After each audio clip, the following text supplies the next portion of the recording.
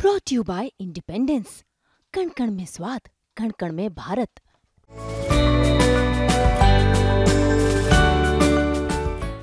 नमस्कार, तुम्हा सगळ्यांचं स्वागत आहे मुंबई तक मध्ये।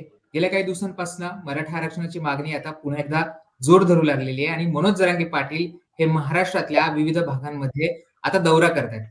सध्या ते नाशिकमध्ये होते। काल नाशिकमध्ये त्यांची सभा पार पडली आणि त्या सभेमधनं त्यांनी थेट छगन भुजबळ यांना आव्हान दिलेलं आहे आणि छगन भुजबळ हे निवडून कसे येऊ शकतील किंवा छगन भुजबळ यांचा आता आपण कार्यक्रम करू अशा पद्धतीचं वक्तव्य त्यांनी केलेलं आहे। खरं तर त्या वक्तव्याला आता छगन भुजबळांनी उत्तर सुद्धा दिलेलं आहे, परंतु खरंच म्हणजे ज्या पद्धतीनं छगन भुजबळांना मनोज जरांगे पाटील हे सुरुवातीपासून टार्गेट करत आहेत, त्यांच्या विरोधात सुरुवातीपासून बोलतायत, जसं मनोज जरांगे पाटील यांनी म्हटलेलं आहे की ते आता निर्णय घेणार आहेत की आपण आमदारांना पाडायचं की आपण नवीन उमेदवार उभे करायचे, या संदर्भातले ते निर्णय घेणार आहेत।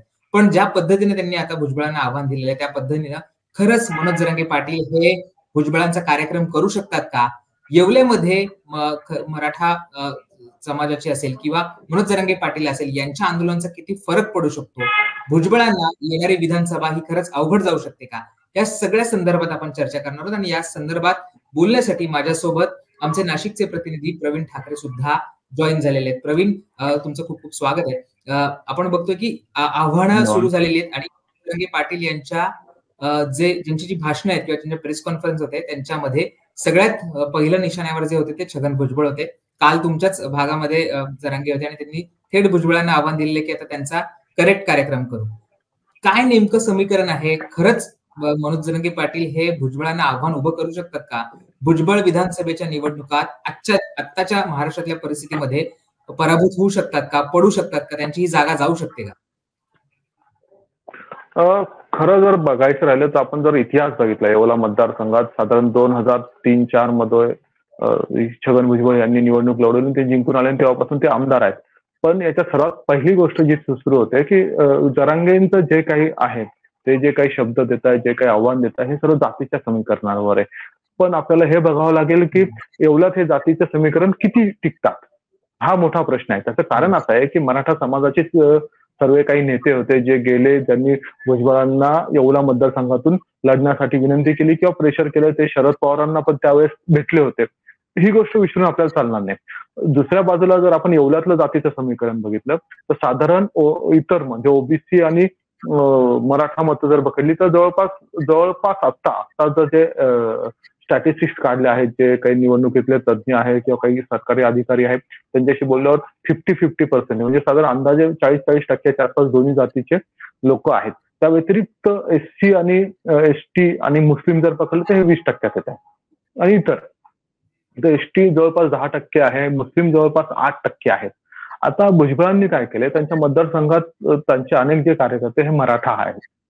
म्हणजे आता पक्ष फुटायच्या आधी जर आपण बघितलं, होळकर परिवार जर बघितला लासलगावमधला, हा एक मोठा परिवार आहे, तो सुद्धा भुजबळांबरोबर होता। आता सध्या जरी ते शरद पवार गटात असले तरी ते भुजबळांबरोबर होते। अजित पवारांच्या ज्या दोन जनसन्मान यात्रेनंतर 2 सभा झाल्या, एक येवल्यात झाली, एक लासलगावला झाली, त्याचा एकंदर प्रतिसाद बघितला आणि भुजबळांनी त्यावेळेस सूतोवाच केलं होतं की जातीच्या राजकारणावर ज्याला लढायचं त्यांनी लढा, मी मात्र विकासाचं राजकारण करेल। लोकसभेला पण त्यांचा हाच मुद्दा होता। आता ह्या याच्यात छगन भुजबळांबरोबर जे काही कार्यकर्ते बघितले, ह्या 2 ज्या अजित पवारांच्या ज्या यात्रा झाल्या, जनसन्मान यात्रा झाल्या, भुजबळ पण फिरत होते, त्यांचे जे कार्यकर्ते बघितले त्यात बहुसंख्य मराठा कार्यकर्ते होते, याच्याकडे आपल्याला दुर्लक्ष करून चालणार नाही। त्यामुळे अख्खा मराठा समाज जरी एकत्र आला तरी भुजबळांना कागदावर सध्या जे आकडे दिसत आहेत त्यांच्या कार्यकर्ते बरोबर बघितले तर थोडंसं अवघड आहे। त्याचं कारण असं आहे की मराठा समाज एक नाहीये। पहिली गोष्ट की कधीही आपण जर बघितलं तर मराठा समाजाचं एक गठ्ठा मतदान येवला किंवा आजूबाजूचा जो नांदगाव मतदारसंघ आहे किंवा इकडे निफाड मतदारसंघ आहे, इथं कधीही मराठा समाजाचं एक गठ्ठा मतदान झालं नाही। मात्र मुस्लिम दलित, आता येवल्यामध्ये दलित फॅक्टर पण मोठा आहे कारण दलितांची चांगली मतं आहेत। जर मनमाड जर आपण बघितलं तर त्या बाजू ते येवला हा जो बेल्ट आहे तिथं दलित मतं पण मोठ्या प्रमाणात आहे। आणि भुजबळांनी जी कामं केली म्हणजे अगदी छोटंसं उदाहरण देतो की पैठणी क्लस्टर झालाय। 2004 ला जेव्हा पैठणी क्लस्टरची योजना आली होती तेव्हा जेमतेम 950 ते 1000 कारागीर रेकॉर्डवर होते। आज ते 3000च्या घरात आहे। कोणी कल्पनाही केली नव्हती की येवल्याला पैठणी क्लस्टर बनू शकतो, कारण पैठण जे आहे तिकडं पैठणी आणि ते सर्व बघितलं जात होतं, पण भुजबळांनी ते करून दाखवलं. जो नाशिक औरंगाबाद रोड आहे, जे थेट येवल्यात जातो, आता येवल्याचं अंतर 80 ते 90 किलोमीटर आहे, तो सिंगल लेन होता, 2 रेल्वे फाटक होती आणि अक्षरशः अर्धा तास लोक 2004-05 पर्यंत तिथे थांबायची रेल्वे फाटकवर, जरी तो राज्य महामार्ग असला तरी. मात्र भुजबळांनी तो रोड केला. दुसरी गोष्ट, येवला हा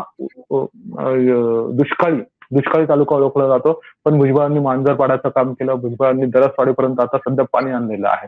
त्यामुळे हे जे फॅक्टर आहे हे शेतीशी निगडित आहे आणि जवळपास 80% हे शेतकरी वोटर आहे. त्यामुळे हे विकासाला मत देतील की जातीला मत देतील, हा जर आपण विचार केला तर कुठेतरी लोक विकासाकडे जातील.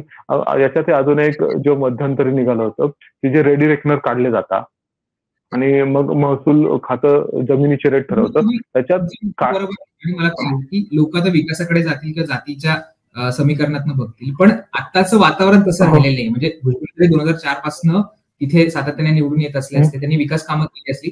सध्याचं जे पोलरायझेशन झालेलं आहे किंवा ज्या पद्धतीनं मागण्या समोर येतात, म्हणजे आता मराठा समाजाचं आरक्षण सुरू झाल्यानंतर, त्याची मागणी सुरू झाल्यानंतर तिकडे ओबीसी समाजाने सुद्धा आंदोलन केलं, त्यांनी मोर्चे काढले, त्यांनी आंदोलनं केली, उपोषणं केली. या आत्ताच्या पटलावर म्हणजे विधानसभेची निवडणूक अवघ्या 2 महिन्यांवर येऊन ठेपलेली आहे आणि आत्ताचा जो महाराष्ट्रामध्ये आरक्षणाला घेऊन जो एक प्रश्न उभा राहिलेला आहे किंवा 2 समाज एकमेकांसमोर उभे राहिलेत आपण असं बघतोय आणि याच्यामध्ये पाडापाडीची भाषा केली जाते. या पटलावर किंवा आत्ताच्या राजकारणावर, समाजकारणाकडे बघता भुजबळांना आता कठीण जाऊ शकतं का? विकास कामं त्यांनी केलेली जसं तुम्ही म्हणताय ती आहेतच आहेत, इतर ज्या गोष्टी आहेत त्या आहेत, त्यांनी क्लस्टर्स उभे केले, पैठणचा तो भाग आहे, हायवेज बांधले असेल तो एक भाग आहे, पण सध्याचं जे नॅरेटिव्ह आहे किंवा सध्याचा जो प्रश्न उभा राहिलेला आहे त्या पार्श्वभूमीवर त्यांना ती निवडणूक अवघड जाऊ शकते का? अवघड नक्कीच नाही जाणार, कारण भुजबळांना कॉम्पिटिशन नाही असंच म्हटलं पाहिजे येवल्यात, कारण येवल्यात जे इच्छुक जय दत्त होळकर ते लासलगावच्या कधी बाहेर गेलेले नाहीये. त्यामुळे त्यांचा किती एवढ्या 2 महिन्यात ते कुठंपर्यंत पोहोचतील हा प्रश्न आहे. दुसरे आहेत भाजपमध्ये अमृता पवार आहेत, त्या सध्या भाजपमध्ये, पण त्यांनी नुकतीच शरद पवार गटाची भेट पण घेतली होती. त्यामुळे त्यांना कुठंतरी अजून मतदारसंघ समजायचा आहे. त्याच्यानंतर जे शिवसेनेकडून नरेंद्र दराडे आमदार होते आणि आता शिंदे सेनेत त्यांचे जे भाऊ गेले किशोर दराडे शिक्षक मतदारसंघात निवडून आले, त्यांचा मुलगा इच्छुक आहे, पण परत ती एकाच घरात किती पदं द्यायची हाही लोक विचार करतील आणि दराडे बंधूंचं जे ग्राउंड कनेक्ट आहे तो तेवढा राहिलेला नाहीये. त्यामुळे भुजबळांना कॉम्पिटिशन कोणतं, स्वतः भुजबळ, अशी परिस्थिती सध्या येवल्यात आहे. राहिला आता जातीचा हे, तर कालची जर आपण जरांगेंची सभा घेतली, जरांगेंची जी काही भाषा होती आणि चॅलेंज होता, तर येवल्यात तेवढा प्रतिसाद मिळाला का मराठा समाजाच्या आंदोलनाला? तर शांततामय जे आंदोलन झालं, जे काही मोर्चे वगैरे निघाले, त्याला नक्की प्रतिसाद भेटलाय. अगदी भुजबळांना विरोध करायला त्यांचेच कार्यकर्ते होते, डॉक्टर गुंजाळ वगैरे हे जे मराठा समाजाचे कार्यकर्ते हे नेहमी भुजबळ समर्थक राहिलेले आहेत. पण ज्या मराठा समाजाचं जे काही आरक्षणासाठीचं आंदोलन झाला त्यांनी भुजबळांच्या विरोधात पण घोषणाबाजी दिली होती. त्यामुळे कुठेतरी असं वाटत होतं की भुजबळांना खूप चॅलेंज येईल, पण भुजबळांनी त्या मनाने परत संघटन उभं केलं स्वतःचं, परत सर्व जाती पंथातले लोक, मराठा कार्यकर्त्यांनी खास लक्ष दिलेलं आहे. त्यामुळे त्यांनी ते एकत्र करणं सध्या तरी भुजबळ यशस्वी दिसत आहे. जरांगे म्हणतात तेवढं ते सहज शक्य होणार नाही. सध्या तरी भुजबळ ग्राउंडवर स्ट्रॉंग दिसत आहे जातीच्या समीकरणात, कारण त्यांनी सर्व जाती धर्माला एकत्र केलेलं आहे, असं एकंदर चरित्र आहे. त्याचा मागे अजून एक, त्यांनी मुस्लिम समाज एक गठ्ठा मतदान हे लोकसभेला विरोधात गेलं होतं, महायुतीच्या महाविकास आघाडीला गेलं होतं, पण भुजबळांनी येवल्यात मात्र ते समीकरण आपल्या बाजूने वळवण्यात, ती जी मतं आहेत मुस्लिम समाजाची, दलित समाजाची, ती आपल्या बाजूने वळवण्यात ते यशस्वी होताना दिसत आहे. कारण जो लूम आहे, लूमचा मोठा व्यवसाय मालेगावपासून येवल्यापर्यंत अनेक मुस्लिम लोकांना, कारण जे काही यंत्रमाग होते लूमचे, ते व्यवसायाला सध्या उतरती कळा असल्यामुळे भुजबळांनी या लोकांना पैठणी क्लस्टरमध्ये ट्रेनिंग दिलं आणि अनेक मुस्लिम जे कारागीर आहेत ते आता पैठणी निर्मितीकडे वळाले. त्यामुळे कुठेतरी मुस्लिम समाजाला वाटतं की ओके, आम्हाला कुठेतरी तिकडं कमी पडतंय तर इथं आम्हाला पैठणीच्या व्यवसायातून आम्ही उभे राहू, असा एक तो हात भुजबळांनी दिलेला आहे. आणि दुसरी गोष्ट, भुजबळ जेव्हापासून शरद पवारांबरोबर आहेत तेव्हापासून एक मुस्लिम समाज येवल्यातला असं नेहमीच भुजबळांच्या पाठीशी दिसलेला आहे. त्यामुळे तिथेही मत विभागणी व्हायची चान्सेस कमी आहे. त्यामुळे मत विभागणी व्हायची चान्सेस कमी आहेत. पक्ष एकसंध राहिलेला नाहीये आता. राष्ट्रवादी फुटलेली आहे आणि शरद पवारांनी पक्ष फुटीनंतरची पहिली सभा येवल्यात घेतली होती आणि तिथनं त्यांनी थेट भुजबळांना आव्हान सुद्धा दिलं होतं. त्यामुळे अशा वेळी त्या ग्राउंडवर सुद्धा असणार आहे का? कसं शरद पवारांनी सभा घेतली, शरद पवार मानणारा गट जो होता तो पूर्णपणे एकत्र आला होता. पण विकास कामं किंवा इतर बाबतीत जर कोणतं नाव घ्यायचं राहिलं तर प्रश्न येतो की जे माजी आमदार आहेत, कल्याणराव पाटील असतील किंवा अंबादास बनकर असतील, मारुतराव शिंदे यांचे वडील असतील, यांची आपण अगदी नावं घेतली तर काम मात्र कुठं दिसत नाहीये. प्रश्न पाण्याचा आहे आणि जातीच्या राजकारणाचा आहे. तर लोक येवल्यातले अक्षरशः 3-3 महिने हे येवला गाव जे आहेत आजूबाजू ती ओसाडपाडीतून बाहेर जायची. त्यामुळे तो फॅक्टर बघितला तर आत्ता जी रॅली झाली कालची त्यातून येवल्यातून किती लोक होती मराठा समाजाची ज्यांनी आंदोलन केलेत मराठा आंदोलनासाठी भुजबळांच्या विरोधात, ती लोक पण काल मराठा रॅलीत नव्हती. त्यामुळे आता तरी समीकरण आपण असं म्हणू शकतो की 60-40 आहे. 60 सध्या तरी भुजबळांच्या बाजूने दिसतंय असं आहे. आता अंडरकरंट काय असतील, वेळेवर काय गणित होतं हे बघणं महत्वाचं आहे. आणि जरांगे पाटलांना पहिल्यापासून जेवढा मराठवाड्यात रिस्पॉन्स होता तेवढा रिस्पॉन्स उत्तर महाराष्ट्रात नाहीये. किंवा जो निफाड, नांदगाव, येवला हा जो बेल्ट आहे नाशिक जिल्ह्यातला, इथं तेवढा रिस्पॉन्स नव्हता. कारण मराठा समाज दुभंगलेला आहे. त्याचं कारण आहे की काही लोकांना शेवटी पोटापाण्याचा प्रश्न आहे, काही लोकांना विकासाचा प्रश्न आहे. अगदी तुम्हाला सांगतो की 15 वर्षापूर्वी 16 वर्षापूर्वी लोक जमीन घेत नव्हते येवल्यात, शेती जमीन नव्हतं याची की पाणी कुठून आणायचं. आता मात्र कोटीमध्ये रोटक जमिनीचे भाव कोटीमध्ये गेलेले आहेत. त्यामुळे हा सर्व जो विचार आम्ही अनेकांना भेटतो की अरे तुम्ही भुजबळांच्या विरोधात आंदोलन केलं, आता भुजबळांबरोबर दिसताय. तर त्यांचं ते म्हणणं होतं की शेवटी आम्हाला विकास व्हायचा, नवीन आमदार आला तर त्याला विधानसभा समजता 5 वर्ष जातील, मग आम्ही काय करायचं. बरं तेवढं सक्षम पर्याय नाहीये. अगदी शेवटचे 2 प्रश्न मला विचारायचे आहेत. एक म्हणजे जे सध्याची झालेली लोकसभेची निवडणूक होती 2024 ची, याच्यामुळे भुजबळ इथनं लीड देऊ शकले का महायुतीच्या उमेदवाराला. आणि दुसरं म्हणजे भुजबळ जसा दावा करतात ते इतके वर्ष तिथले आमदार आहेत, त्यांचं जे मताधिक्य आहे ते कसं राहिलेलं या सगळ्या निवडणुकांमध्ये, आणि ते वन साइडेड निवडून आले की त्यांना या सगळ्या निवडणुकांमध्ये कुठेतरी आव्हान निर्माण होत होतं. 2019ची जर निवडणूक बघितली तर ते थोडंसं त्यांचं मताधिक्याचं जे पर्सेंटेज आहे ते कमी झालेलं होतं. मात्र दरवेळेस भुजबळ वन साइडेडच निवडून आलेले आहेत. दुसरी गोष्ट, भारती पवार हा उमेदवार होता लोकसभेला आणि आपण जर बघितलं ऑफ द रेकॉर्ड की भारती पवार आणि भुजबळ यांचं कधीच पटलेलं नव्हतं. त्यामुळे भुजबळांच्या इथून जे काही मतदान झालेलं आहे कुठेतरी भारती पवार यांना लीड गेलेला नाहीये, हवा तसा भगरेंना लीड भेटलेला आहे असं एकंदर वातावरण आहे. आता ह्या सर्व प्रकरणात भुजबळांचं जे मताधिक्य जर आपण बघितलं आणि जो काही भारती पवारांना लीड नव्हता भेटला हे जर बघितलं तरी आता परिस्थिती बदलते आहे. त्यावेळेस ओपनली लोकांनी विरोध केला होता, जे भाजपचे भारती पवारांचे कार्यकर्ते हे येवल्यातून कांदा उत्पादकांनी हाकलून लावलेले होते. आता तो विरोध दिसत नाही, परिस्थिती थोडी वेगवेगळी बदलते.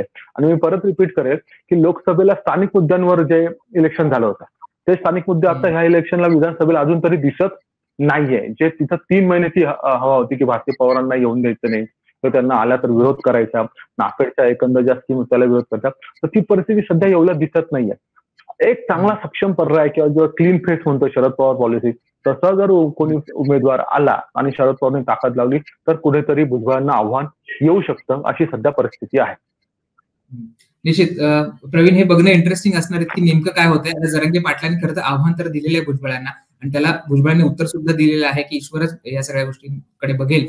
पण हे बघणं इंटरेस्टिंग असणार आहे. विधानसभेच्या निवडणुका अगदी 2 महिन्यावर आहेत.